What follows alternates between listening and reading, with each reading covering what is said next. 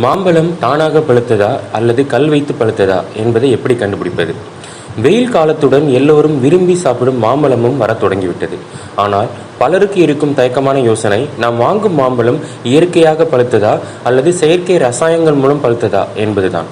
சாதாரணமாக கல் வைக்கப்பட்டது என்று கூறப்படும் செயற்கை முறையில் பழுக்க வைக்கப்பட்ட மாம்பழம் கொஞ்சம் கவனித்து பார்த்தால் கண்டுபிடித்து விடலாம். இயற்கை முறையில் பழுத்த மாம்பழம் அனைத்து இடங்களும் ஒரே சீரான மஞ்சள் நிறத்தில் காணப்படும். ஆனால் செயற்கை முறையில் பழுத்த மாம்பழம் ஆங்காங்கே பச்சை நிறம் காணப்படும். இயற்கையாக பழுக்க வைக்கப்பட்ட மாம்பழச்சாறு அதிகமாக இருக்கும், செயற்கை முறையில் அது குறைவாக இருக்கும். மாம்பழத்தை வாங்கி தண்ணீரில் போட்டு பாருங்கள்.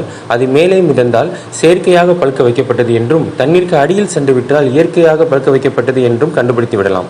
மாம்பழத்தை சற்று அழுத்தி பார்த்தால் மென்மையாக இருந்தால் அது இயற்கையாகவும், கடினமாக இருந்தால் செயற்கையாகவும் பழுக்க வைக்கப்பட்டது. ரசாயனங்கள் கொண்டு பழுக்க வைக்கப்பட்ட மாம்பழத்தை சாப்பிட்டால் வயிற்று